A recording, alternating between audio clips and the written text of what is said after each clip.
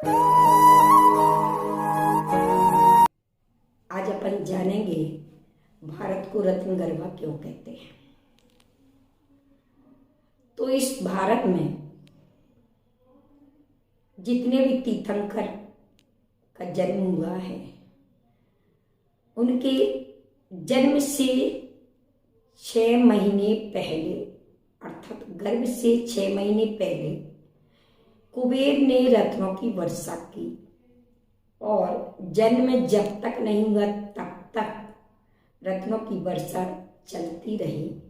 ऐसे 9 माह और 6 माह मिलाकर 15 महीने तक इस भारत भूमि पर रत्नों की वर्षा हुई, इसलिए इसे रत्न गर्भा के नाम से जानने लगे।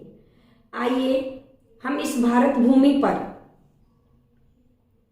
जन्म लिया है, लेकिन सारे देशों को जननी नहीं कहा गया है, माता नहीं कहा गया है, लेकिन भारत को माता कहा गया है। क्यों? क्योंकि सभी देशों में, अर्थात किसी महापुरुष ने जन्म नहीं लिया, लेकिन इस भारत वसुंधरा पर 24 तीर्थंकर, 12 चक्रवर्ती, 24 कामदेव, 9 नारायण, 9 पृथ्वीनारायण, 9 बलभद्र, रुद्र आदि ऐसे अनेक शलाकाओं के पुरुषों ने जन्म लिया है। इसलिए इस भारत भूमि को जननी कहा गया है। तो आइए आज हम इस भारत भूमि पर किनके शासन में रह रहे हैं, तो वह है अंतिम तीर्थेश भगवान महावीर, जिनका हम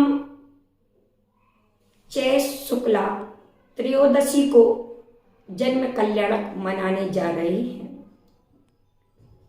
कोटा की इस धरा पर सौभाग्य आया है कि दशहरा मैदान में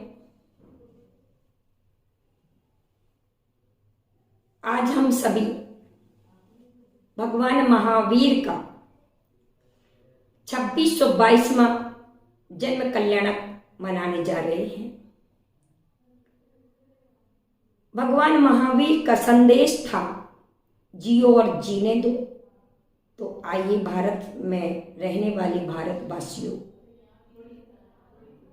आज हमें भगवान महावीर का नारा मात्र अखबारों में नहीं, टीवी चैनलों में नहीं और दीवारों पर नहीं, या रैली निकाल कर नहीं, या पर जुलूस निकाल कर नहीं, आज हमें भगवान महावीर का नारा अपने दिल और दिमाग में बैठाना है। उठो वीर भक्तों और मचाओ तहलका। जैसे वीर ने वीर का काम किया था, इनका नाम वीर क्यों पड़ा था जाने। अर्थात एक खेल में बच्चों के साथ खेल रहे थे, तो एक संगम नाम के देव ने सर्प का रूप बनाया और इनके लिए डसने के लिए आया, सारे बालकों को डसने के लिए आया, लेकिन वीर थे। इन्होंने मात्र उस देव के ऊपर बैठ करके, और जैसे ही बैठे कि वह देव उनके भार को सहन नहीं कर पाया, तो उस समय वह प्रकट हुआ और प्रकट होकर के संगम देव ने इनको वीर नाम दिया। ये महावीर कैसे बने?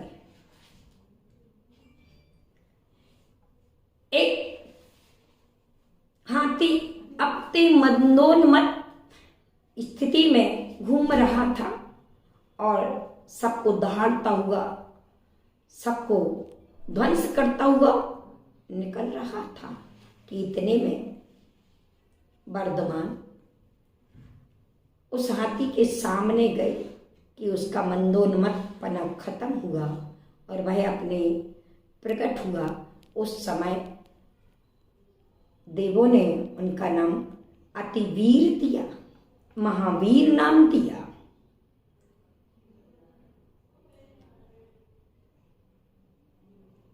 तो हाथी को बस में करने से इनका नाम महावीर पड़ा। जब यह जीव सफलता को प्राप्त करने लगता है तो उन्मत्त हो जाता है, लेकिन इन्हें इतनी सफलता मिली कि महावीर होकर भी ये ईगो में नहीं आए, अर्थात यह इन्होंने ऐसे विशेष विशेष पुरुषार्थ किए जिनसे इनके लिए देवों ने अर्थात इनका सन्मति नाम जो दिया, जबकि ये पल्ले में थे, बाल अवस्था में थे। और दो मुनिराज संजयंत और विजयंत ये दोनों मुनिराज अपने मन की शंका को दूर करने के लिए आकाश से गुजर रहे थे कि इन्हें पल्ले में वीर को देखा और इनकी शंका का समाधान हो गया। उस समय मुनिराजों ने इनका नाम सन्मति रखा। तो ऐसी प्रतिभाओं से संपन्न वीर ने अपना पुरुषार्थ किया। अब इनकी पुरुषार्थ देखिए कब से चल रहा है। आज हम थोड़ा सा पुरुषार्थ करते और सफलता नहीं मिलती तो हताश हो जाते। ध्यान रखना,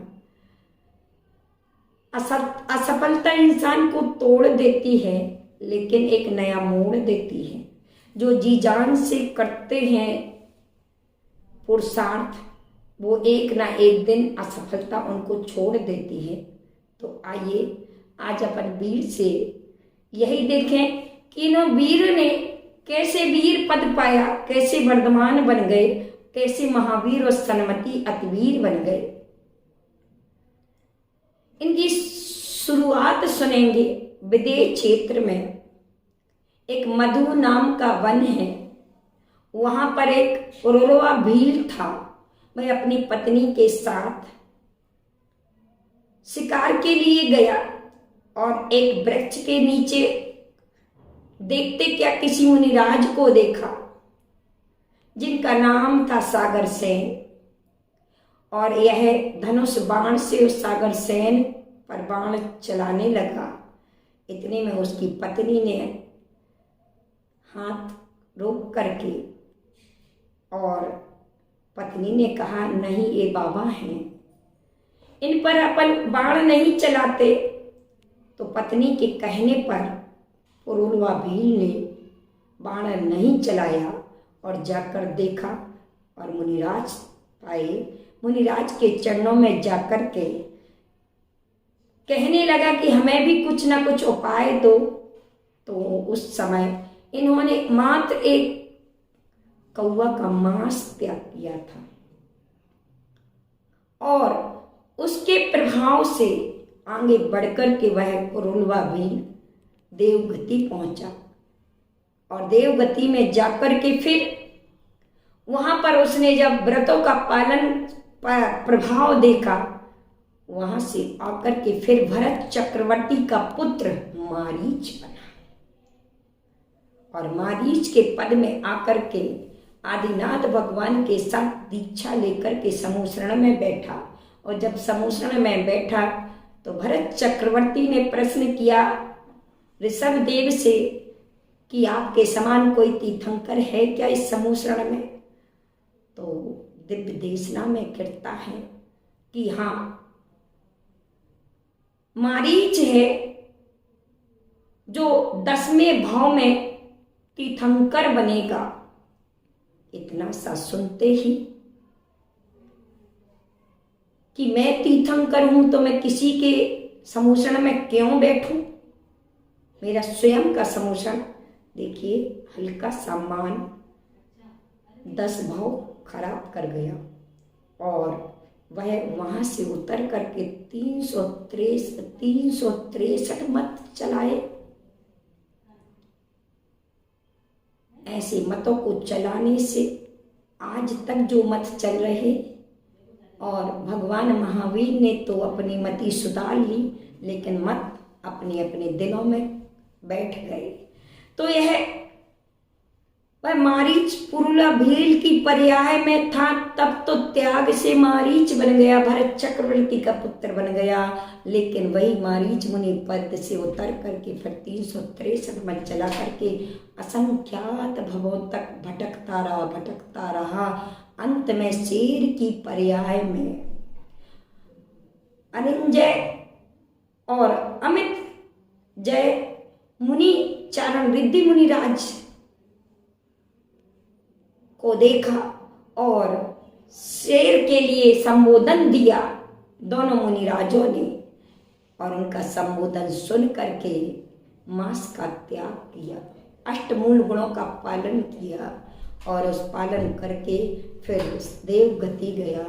देवगति से फिर सुधार करके 8वें भाव में फिर वह नंद मुनिराज के पर्याय में आकर के तीर्थंकर अर्थात 16 कर्ण भावना भरता है। तीर्थंकर प्रकृति का बंद करके फिर स्वर्ग जाता है, फिर आकर के 10वें भव में वर्धमान बनता है।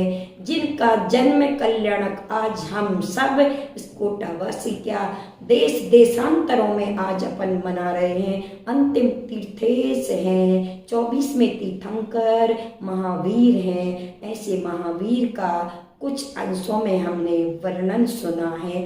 जिनके लिए प्रथम आहार देने वाली स्वयं की मौसी चंदन वाला थी, जिनकी माँ त्रिशला थी, जिनके पिता राजा सिद्धार्थ थे और जिन्होंने 30 वर्ष की छोटी सी उम्र में दीक्षा धारण कर ली। कोई इनके शंकाएं करता है कि क्या इनका विवाह हुआ था? अरे नहीं, इनका विवाह नहीं, ये ब्रह्मचारी थे, इन्होंने विवाह नहीं किया। 30 वर्ष की उम्र में ही इन्होंने दीक्षा लेकर के और कल्याण किया और उसके पश्चात 12 वर्ष तक अपना काल दीक्षा लेकर के भ्रमण किया और प्रथम आहार चंदनवाला के 6 महीने के बाद प्रथम आहार किया। इसके पश्चात भगवान महावीर पर उपसर्ग करने वाला कौन सा ऐसा स्थान था? वह था उज्जैन के शमशान में उपसर्ग हुआ था। ऐसे भगवान महावीर के काल के कुछ अंतोगत्ता केवल ज्ञान प्राप्त करने के पश्चात 1 दिन नहीं, 2 दिन नहीं, 3 दिन नहीं, 66 दिन तक इनकी दिव्य देशना नहीं खिली। कारण क्या था? अपने काल के दुष्प्रभाव से पात्र नहीं था, अर्थात गणधर नहीं था। इतने लोग थे पर उत्तम पात्र नहीं था। इसीलिए वह 66 दिन तक 65 दिन नहीं बोले, 66वें दिन अर्थात आषाढ़ शुक्ला पूर्णमासी को तक बोले नहीं।